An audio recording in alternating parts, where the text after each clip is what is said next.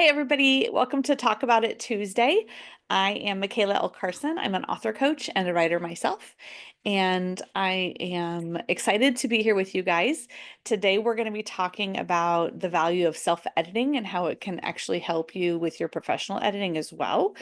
And I have a guest with us, Jessica Fortenberry. Do you want to introduce yourself and let people know who you are? Hi, I'm Jessica Fortenberry. I started my own company called Enchanted Inkwell Editing Services, and I just am a professional editor since 2019. That's awesome. I have a background. So before I was in writing, my background is in communications and marketing. So editing was a big part of what we did in my different positions as well. So I have a love of editing myself. It is not the part I dislike. I know a lot of writers don't like that. I love the revision process. So one of the things that we do at Talk About It Tuesday, sometimes I just present a topic, but on occasions like this, I love bringing in an industry professional where we can talk about different perspectives, experiences, opinions, all of those things, because there isn't one path to publishing that everybody follows. We all have our own journeys. And so I think that when we share from other perspectives, we can actually help you find your right path. So we may agree or disagree on things, and that's totally okay. If you have any questions and you're watching live, you're welcome to drop those in the chat. And if I see them, we'll try to address them as we go. If not, we'll do them at the end. So let us know any questions in the chat if you have those. Okay, let's jump in. Like I said, I love editing. I love the revision process. To me, your rough draft is like a brain dump, and the revision is where you actually start writing. So I have a little bit different approach in my writing style. Why do you think that self-editing is important before someone sends their manuscript to a professional editor? Self-editing can save the professional editor a lot of time, which in turn saves the author a lot of money. Um, and there's not really any reason not to, really. I'm so glad you said it because I tell people all the time it saves you money and they're like, oh, I don't need a professional editor. And I'm like, no, that's not what I'm saying at all. You definitely need a professional editor. There is no amount of self-editing that replaces that. But Right. the rounds and the back and forth part is where the value comes in my mind. But as an editor, like what extra value, like when you get something that's really raw versus something that's been through some kind of revision process, how can you tell a difference? What does that look like on your end? I can tell a difference. When I get something raw, I'm actually not entirely sure where the author wants to go with it because there are multiple ways to fix things. And I use air quotes because it's not really fixing it, it's just Right. polishing it. But you can polish a gemstone in a lot of different shapes. And so when I have a raw manuscript, I'm not really sure what the author's intentions are, what their goals are, who they're reaching, exactly why they're writing. And so that I can't help them as much unless they answer those questions for themselves first.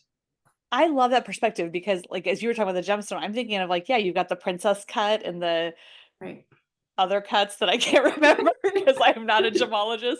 But yeah, there's different ways to cut the stone. I have a marquee, so like, yeah, there's different, and that makes sense. Now I'm going to share this with you guys because you're special to me. I actually did something fun just for myself with Jessica. I sent her two different sample edits because I'm considering using her on my next book. And so I was just curious of like what her editing style was. And so one of them, I've never done this in my life. I have never shown a rough draft to any other human ever because it's not really writing in my mind. For me, it's just a brain dump. So I sent her one of those just to see it. I didn't even reread it first. I just sent it cold. I'd written it like 2 days before. And then I sent her a more polished version, actually from my published book, because I was curious to see what her thoughts and feedback were. And it was really good to see what she had to say about both. My rough draft one, she was very kind, but it was very much like I don't know where you're going with exactly what you're saying, which was fair because I'm not sure I know yet where I'm going with it. So that makes perfect sense. The polished one was a lot more of just suggestions and like fine tuning and things that are somewhat subjective but have value because people look at our writing different than we do. So there's always value in seeing it from someone else's perspective. So I thought that was really cool too. A lot less comments on that one than the first one. So I saw it myself just because I was curious on what that process looked like with you, even coming into this conversation today. I think for me, the value outside of like the financial value, because you don't have, in my experience, you don't have as many rounds, you don't have as many back and forths. Um, but I think the real value as a writer is it makes you a better writer. If you give a really raw manuscript or maybe a second draft manuscript to a professional editor, they're going to do a great job with it, absolutely. But you're not actually growing as a writer. You're not learning how to write better when you rely so heavily on someone to just fix it for you in line edits or things like that. So I think for me, the revision process allows me to um, learn the grammar rules. I'll look up stuff on my own. You know, I have the Chicago Manual of Style and I have the Christian Writer Style Guide. Um, it forces me to rewrite the boring bits and to find them on my own, to like recognize, hey, this isn't really clearly expressed. So all of that makes me a better writer. So hopefully my rough drafts now are better than my original rough drafts just because I intuitively am learning. So I've had three authors submit their first book to me, and when I send them their first edit back, um, I'll always include, if I notice something that maybe they could have taken care of themselves, I'll include that in the email, and I say, watch out for words like this or phrases like this. And I've had three authors write me back and say, "Oh, this is very helpful for my self editing, so I can do these things before I send you." And it does, it saves me time. They get their manuscript back faster because I don't have to do those things. right. Um, and there, it's very, so at that level, it's kind of subjective. There's a lot of different ways you can word things, and so they get to decide that all on their own. Absolutely. I think too, again, I like grammar. I like that aspect of writing. I loved English when I was in school. So I love to learn like why shouldn't I use a comma here? Like I'm that person. If you're not that person, it's okay. Editors will do that part for you. You don't have to get super nerdy about the grammar. I just like it. So when an editor comes back and is like, "Hey, you have a, you know, a comma splice here," and I'm like, "But do I?" Oh yeah, I do. So I like that part. I also know, I think too, you also start to learn what your weaknesses are. I change I change tenses when I write. As much as I try to be mindful of it and careful, I still miss some. So I need that with my professional editor. Um, I I'm not consistent with the Oxford comma, you know, things like that. So for me, my editor, and I love it because like the person who edited my first book, we worked together. So she actually knew, I already knew what her editing style was from working together, and she was really strong in the things I wasn't. So finding an editor obviously who's strong in all the things, but when you work with someone consistently, you actually get to kind of know their strengths and weaknesses. And I think that's a value too. I love having, you know, I'm working to build a team for my writing. I want an editor that's my go-to person. Unfortunately, she retired, so she's, you know, that's why I'm looking for someone else. But what do you think are like 2 to 3 areas that writers can learn to self-edit more effectively in, regardless of their genre? Like what, just as a writer, what are 2 or 3 things that you see a lot that writers can work on? One thing I see a lot of um, is writing through a filter, and even in nonfiction memoirs, heavily. Um, I see something happening. Well, if you see it, just say that you see it. Don't say, I see it. Or I'm sitting here and I hear the birds. Well, just say that they're tweeting outside. You don't need to say, I hear them. And it pulls the reader back from the action or the emotion of the scene, and it kind of, it adds this filter of the senses where the reader is no longer experiencing it. They're now remembering, oh yeah, the character is experiencing this. So if you take away, so you look up do a global search for your filter words, all your Mhm. sense words, see, look, hear, feel, and they'll almost always require rewriting. You can't just take it out. For a good flow, you have to rewrite the whole sentence, maybe even a couple sentences around it to really get the idea across without saying, I look over there and see. Okay, Mhm. just say what you see. um, I think that so that's actually one of the things I have too. I think bland verbs, for me, I just did on my rough draft. This is so bad. My rough draft, I did a search for the word. First of all, my number one used word is. I have 756 uses of the word is currently. That doesn't include are, were, was. That's just is. So for me, that's a great indicator of like, okay, this was just a verbal dump. I need to now go through and actually polish this into writing because I'm not using functional verbs. Like those are so bland. So and the five senses tie into that for me as well. Like look, see, hear, how can we story tell this better? And I do find that with nonfiction writers, and I work with both, but I do find with nonfiction writers, we do kind of forget the storytelling part of it and the show don't tell. And it's harder from a nonfiction perspective, or even like you're saying, memoir, because you're sharing your story. So we tend to write like we talk sometimes, and it's not the same. It doesn't have the same impact. I think another one that I always do for self-editing is wasted words, or filler words. Very um just just what is the really I use the word really a lot. And it doesn't mean you can't use those words, but use them intentionally is what I try to do. I go through and I'm like, okay, I have 300 reallys. I will allow myself 20 of them.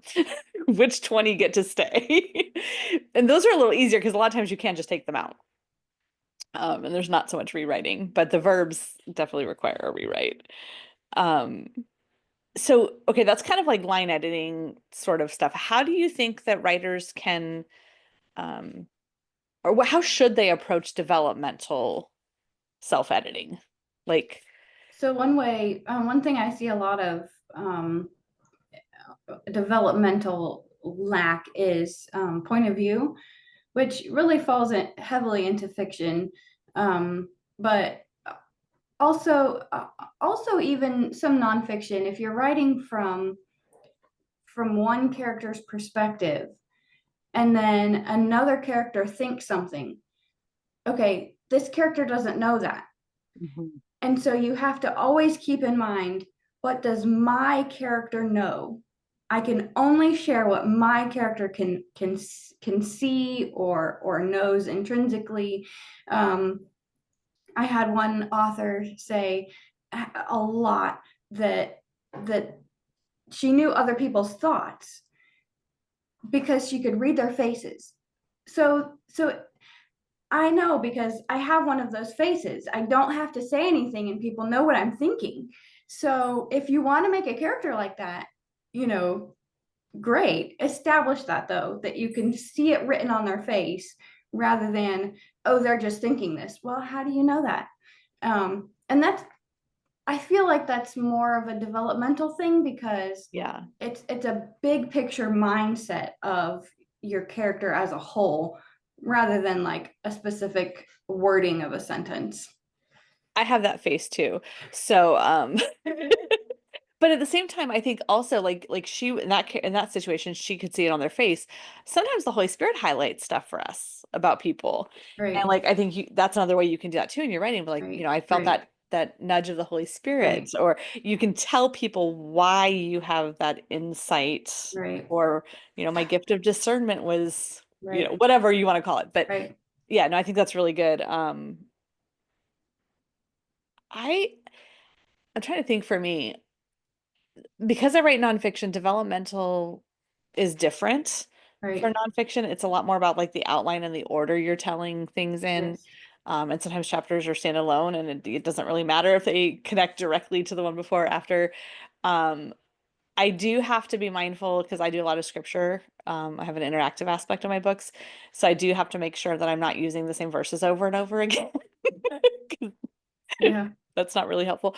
Um, I also utilize peer critique partners. So I look for other writers who either write or read in my genre. Um, and a lot of times the feedback I get from other writers is developmental because they see things differently than the average reader does. So I've found that to be helpful for me. I know I have a couple of fiction clients who have peer critique groups that they're part of, and they're able to, do some of that developmental because they're reading the whole story with them or things like that. It doesn't always work, especially for fiction, because not every scene is, a book is long. So most of the Yeah. time peer critiques don't do all of it.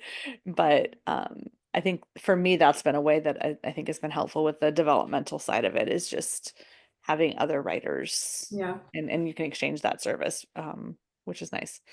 I always tell my authors who are struggling to write their blurb or who are in the developmental weeds and they don't know how to connect their book together, some of the themes or the plot arcs, and I just tell them to write a one sentence summary of each chapter. and Good. um and then sometimes I also do that. I write a one sentence summary of all their chapters and I'll send it to them and I'll say, this is what your book is about, and they'll write me back and say, that's not what my book is about. And they can very easily pinpoint where they went off the rails or where they need to add things, because this is needs. And if that's not what they want, then they're able to see it all put together, and they're able to figure out where in the book they need to develop some more or less. That's a really great strategy. And I've actually done that with outlining a little bit too. For nonfiction, my thing is always, what's if they remember nothing else you wrote, what's the one thing you want them to remember from this chapter? Yeah. And then that kind of serves as sort of a true north about the rest of it. Right. It's like, what is the goal of this chapter or this day's devotion? What is that one Right. heartfelt thing that is important to you? And then if you show it to somebody and say, and I've done this with like peer critique or even beta readers, what was your one takeaway from this chapter? And it's like, oh, not the thing I wanted it to be. I didn't quite hit that target the way I thought I did. Um, so that's, yeah, I think that's really good. And I think it applies both to fiction and nonfiction as well. So we kind of talked about this a little bit at the beginning, but I want to dive in a little bit deeper.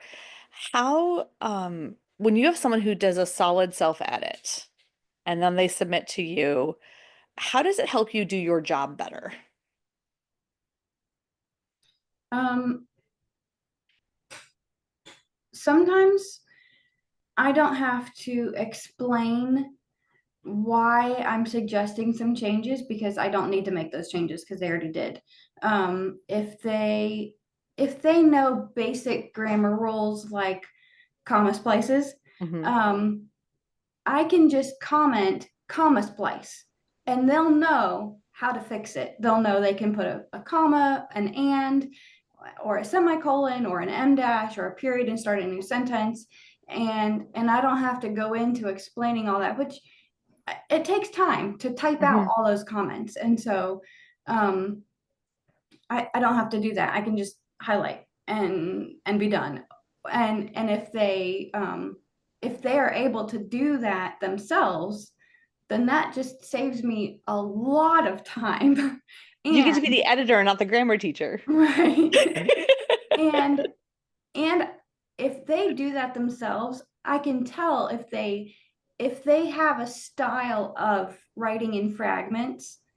I recognize that, and I can help them. And I actually have an author who writes, she loves fragments.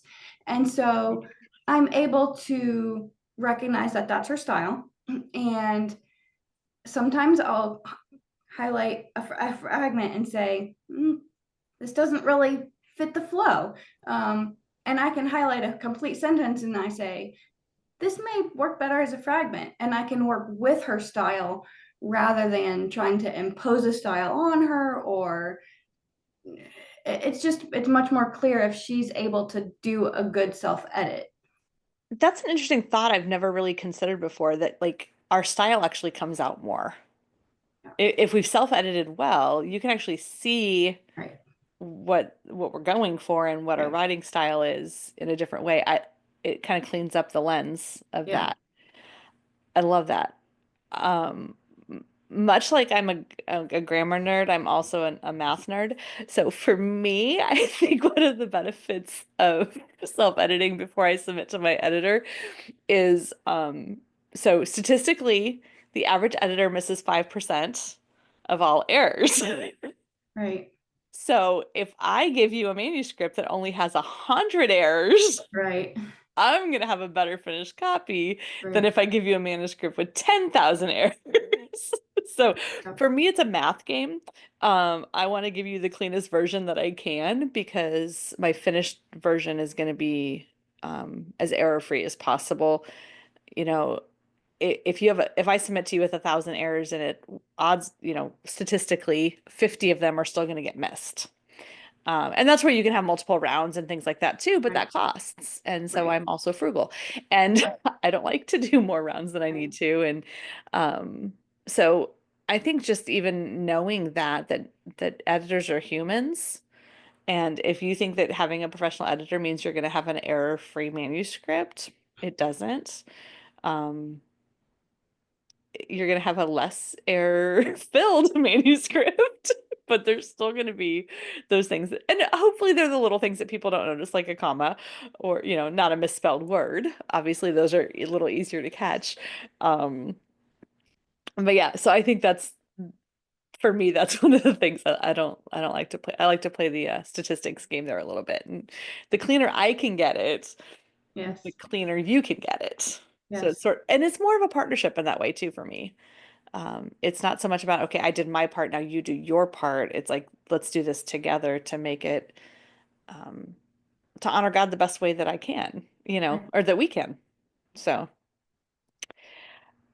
now I encounter this a lot with first-time writers, and I don't know if you do in the same way on that side of things, but there's a lot of times a lot of fear tied into editing, self-editing too, like not even, or even like a beta reader, like all of that stuff. There can be a lot of like nervousness and fear that's tied into those things. Um, so is there a mindset shift that you think would help writers to kind of break out of that when they're stepping into the editing stage of their manuscript? Um, I don't know because I wrote my first book like 15 years ago, and I sent it to a couple beta readers, and they sent sorry, and they sent me back some feedback, and I deleted those emails because how dare they rip my book apart? It's your baby. You can't call it ugly. Yeah. And I just ignored them, and I said they don't know what they're talking about. And I did another round of sorry, get some water. Oh, I'm the same way.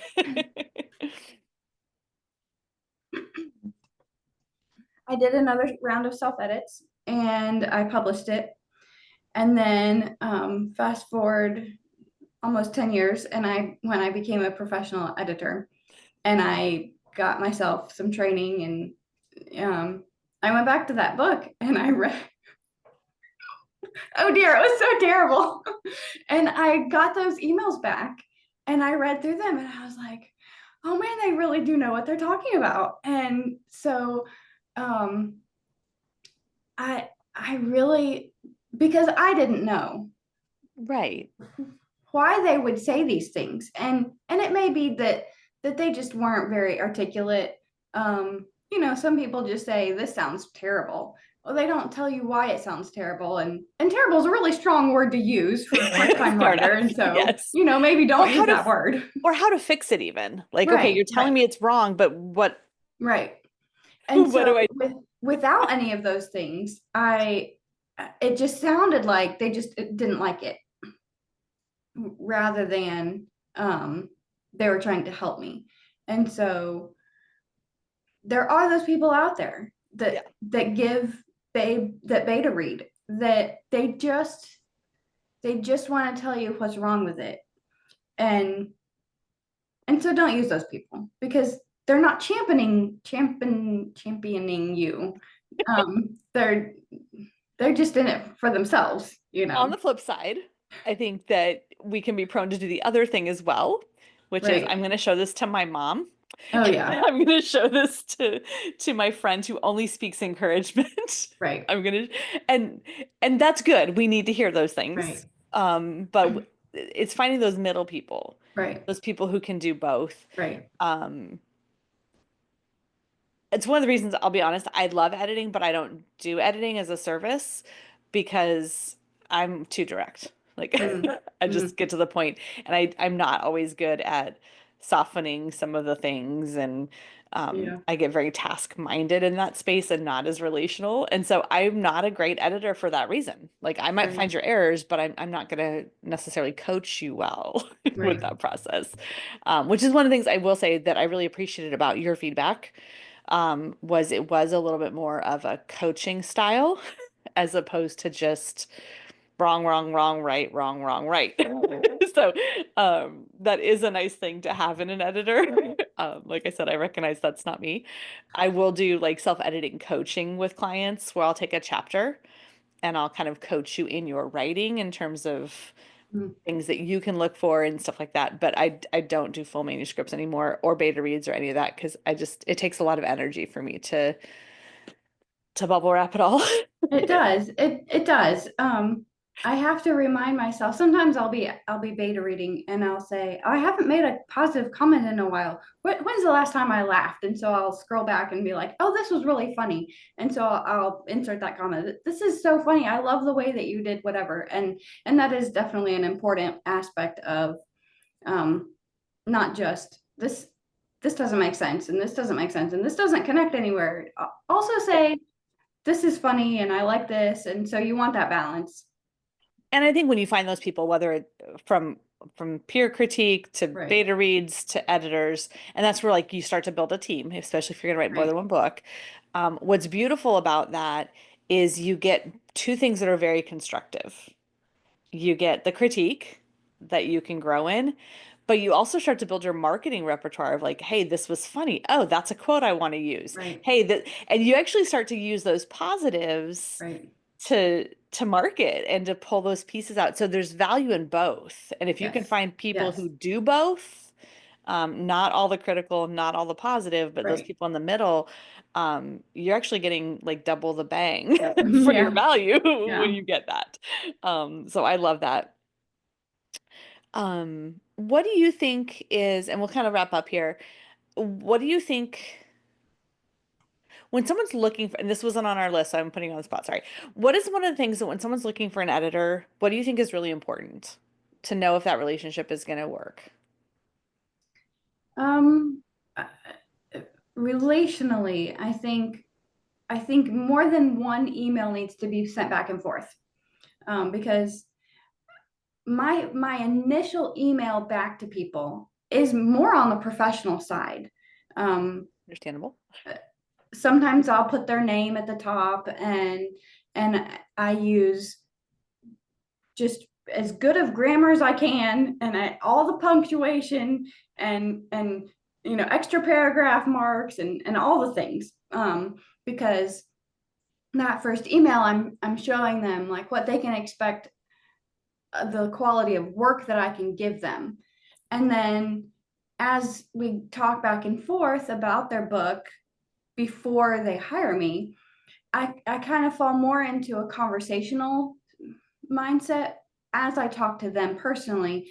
And I can put in a little joke here and there, and I'd use an emoji. And because I also want them to realize that I'm a person. I'm not Yes. like an AI bot. Robot. I'm a Yeah. person. And so I want them to feel comfortable sending me an email and saying, I just realized that I have this plot hole.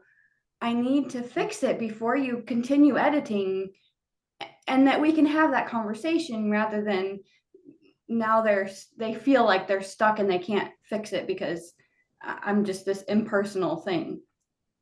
So I think that's really important too, because I've worked with editors in my career outside of like my writing world. where it's very transactional the whole time. And it's hard because, Yeah. every question is another tick mark on the bill. And like, Right. you know, and I get that the worker's worth their wages. Right. I believe that Right. wholeheartedly. But at the same time, like, Right. sometimes you just need to have a conversation about something. Right. And it shouldn't be an extra charge to have Right. a conversation. So Right. I appreciate that so much. I love using DMs for things like that too, because I do think you Right. can, emails tend to feel more formal. And Right. so when you jump into DMs or you do a quick call or something, I think it breaks down kind of those barriers of transactional into relational. Yes. Um, and I know that's something that's really important for me with my clients and Yes. with my team. Like again, you're looking for hopefully somebody who you're going to work with for a long time if you're writing more than one book. If you're only writing one Right. book, that doesn't apply. But most of us tend to have a calling to write, and so it's not just a one book and we're done thing. Yeah. If you still think that's you, God's not done. Um, so I think that there's so much value in building that relationship side of it as well. And I'm so grateful for our time today. If you guys are interested in learning more about Jessica, I will share with you um, her website and some of those details. She's on social media, so you can connect with her there as well. And yeah, is there any last thoughts or things that you wanted to just Thank you.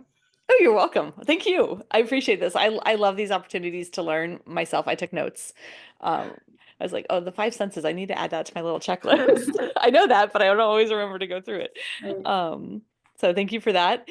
And yeah, so that was our time today. Again, if you guys have questions after, if you're watching on replay, you can throw them in the comments on whatever platform you're using, and I will try to respond to those in a timely fashion. And I think that's everything. So everybody have an awesome rest of your day, and we will talk again next month.